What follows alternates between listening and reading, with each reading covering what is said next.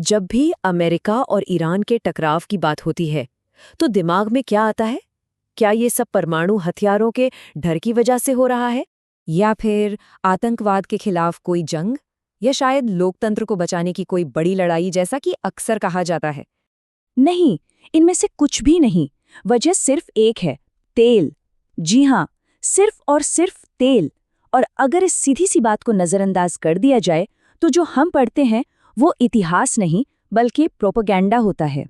तो आज हम उसी एक धागे को पकड़ने वाले हैं जो पिछले 100 साल से भी ज्यादा से अमेरिका और ईरान के हर झगड़े के पीछे छिपा है। चलिए इस पूरी कहानी की परतें खोलते हैं। तो सबसे पहले बात करते हैं उस इनाम की जिसके लिए ये सारा खेल चल रहा है, यानी काला सोना। ईरान की ताकत को समझने के लिए बस इन आंकड़ों पर एक नजर डालिए। और ये कहानी सिर्फ तेल की नहीं है, ये भूगोल की भी है। देखिए, ईरान के पास दुनिया का चौथा सबसे बड़ा प्रूव्ड ऑयल रिजर्व है, 156 अरब बैरल से भी ज्यादा। नेचुरल गैस में ये दुनिया में दूसरे नंबर पर है। और सबसे बड़ी बात, ये हॉर्मुज जलडमरू मध्य यानी स्ट्रेट ऑफ हॉर्मुज के ठीक उत्तरी तट पर बैठा है, जो समझिए दुनिया की एनर्जी की मेन आर्टरी है। 20%। ये आंकड़ा अपने आप में सब कुछ कह देता है।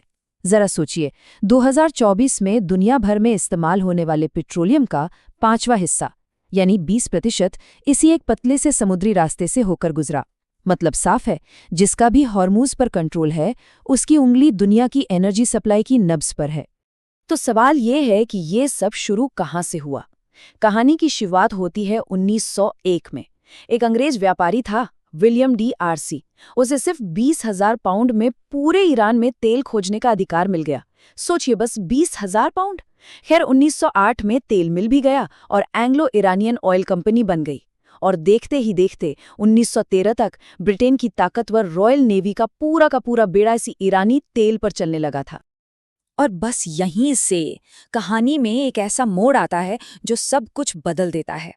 और ये हमें ले आता है अपने अगले पड़ाव पर, 1953 का CIA का तख्ता पलट। तो हुआ ये कि 1951 में ईरान में एक लोकतांत्रिक रूप से चुने हुए प्रधानमंत्री थे, मोहम्मद मोसाद्देक। उन्होंने एक बहुत बड़ा और हिस्टोरिक कदम उठाया। उन्होंने ईरान की पूरी तेल इंडस्ट्री को नेशनलाइज कर दिया।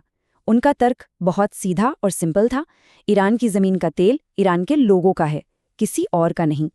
लेकिन ब्रिटेन को ये बात हजम नहीं हुई। उनकी प्रतिक्रिया बहुत तेज और घातक थी। उन्होंने एक इंटरनेशनल बॉयकॉट शुरू कर दिया, जिसने ईरान के तेल प्रोडक्शन को लगभग खत्म ही कर दिया। और इससे ईरान की इकोनॉमी पूरी तरह से तबाह हो गई। आप आंकड़ों से अंदाजा लगाइए, 1950 में ईरान ने 242 मिलियन बैरल तेल प्रोड्यूस किया था और 1952 तक ये आंकड़ा गिरकर सिर्फ 10.6 मिलियन बैरल रह गया। और जब इससे भी बात नहीं बनी, तो आया ऑपरेशन एजैक्स। अमेरिका और ब्रिटेन ने मिलकर मोसादेक की सरकार को गिराने के लिए एक सीक्रेट ऑपरेशन चलाया। और सुनिए, ये कोई कॉन्स्पिरेसी थियरी नहीं है, ये एक साबित हो चुका सच है जो CIA के अपने ही डीक्लासिफाइड डॉक्यूमेंट्स में लिखा है। वो साफ साफ कहते हैं कि ये तख्ता पलट अमेरिकी विदेश नीति के तहत CIA के डायरेक्शन में किया गया था। नतीजा, मोसादेक को हटा दिया गया और ईरान के तेल का 60% कंट्रोल वापस अमेरिकी और ब्रिटिश कंपनियों के हाथों में चला गया। 1953 में मिला ये घाव ईरान के लिए एक नासूर बन गया और इसी नासूर से जन्म हुआ 1979 की क्रांति का, जो हमारी कहानी का अगला अहम मोड़ है। तो तख्ता पलट के बाद अमेरिका ने शाह को ईरान की गद्दी पर बिठा दिया। डील सिंपल थी, अमेरिका शाह को हथियार देता और बदले में ईरान का तेल पश्चिम को मिलता रहता। सब ठीक चल रहा था ऊपर से, लेकिन लोगों के दिलों में 1953 का गुस्सा सुलग रहा था। और फिर 1979 में हुआ इस्लामिक रेवोल्यूशन। इसने सिर्फ शाह को ही नहीं उखाड़ा, बल्कि अमेरिका को भी अपना सबसे बड़ा दुश्मन घोषित कर दिया। और इसका असर, पश्चिम की ओर जाने वाले तेल का फ्लो रातों रात आधा हो गया। ईरान का तेल अब अमेरिका की पहुंच से बाहर था।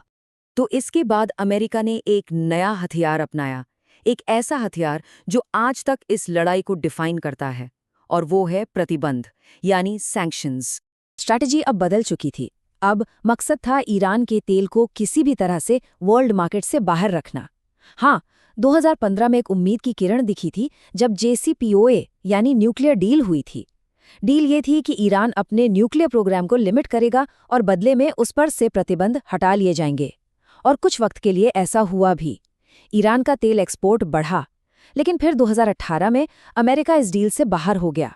प्रतिबंधों का वो दौर फिर वापस आ गया और 2024 आते आते तो ये प्रतिबंध और भी ज्यादा कड़े हो गए, जिनका एक ही मकसद था, ईरान के तेल को बाजार तक पहुंचने ही न देना।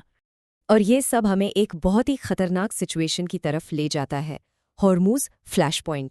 चलिए एक हाइपोथेटिकल लेकिन बिल्कुल मुमकिन सिनेरियो देखते हैं। सोचिए, साल है 2026। अमेरिका और इजराइल मिलकर ईरान पर बड़े हमले करते हैं। ईरान का जवाब क्या होगा? वो 4 मार्च को ऐलान कर देता है कि होर्मुज जलडमरू मध्य बंद है। बस एक हफ्ते के अंदर 10 जहाज़ों पर हमले होते हैं और पूरी दुनिया के एनर्जी मार्केट में हाहाकार मच जाता है।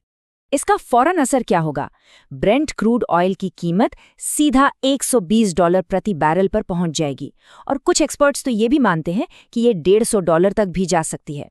और ये सिर्फ आंकड़ों का खेल नहीं है, इसका असर दुनिया भर में आम लोगों के घरों तक पहुंचेगा। यूरोप में गैस के दाम लगभग डबल हो जाएंगे।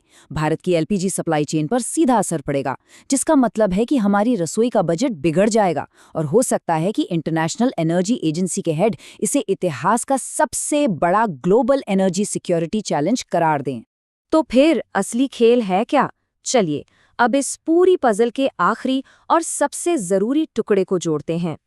वर्ल्ड इकोनॉमिक फोरम की एक लाइन इस पूरी बात को बहुत अच्छे से समझाती है। असली जंग लड़ाई के मैदान में नहीं होती, असली जंग एनर्जी मार्केट में होती है। तो सवाल उठता है कि इस पूरे झगड़े से फायदा किसका होता है? देखिए, जब ईरान पर प्रतिबंध लगते हैं तो चीन जैसे बड़े खरीदारों को तेल कहीं और से खरीदना पड़ता है, जैसे सऊदी अरब और अमेरिका के साथी देशों से। रूस को भी मौका मिलता है चीन को और ज्यादा तेल बेचकर अपना फायदा करने का।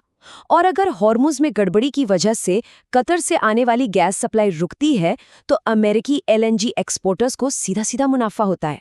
मतलब हर झगड़े में कोई ना कोई तेल बेचकर पैसा कमा रहा होता है। तो पूरी कहानी का सार यही है, ये लड़ाई किसी विचारधारा की नहीं है, ये लड़ाई परमाणु हथियारों की भी नहीं है, ये लड़ाई सिर्फ और सिर्फ तेल की है, जो पिछले 100 साल से भी ज्यादा से चली आ रही है। इतिहास गवाह है, जब जब ईरान ने अपने तेल पर अपना हक जताना चाहा, उसे दबा दिया गया। और ये सारी बातें हमें एक बहुत बड़े सवाल के सामने लाकर खड़ा कर देती हैं। जब तक ये दुनिया तेल पर इसी तरह निर्भर रहेगी, क्या ये लड़ाई कभी खत्म हो पाएगी?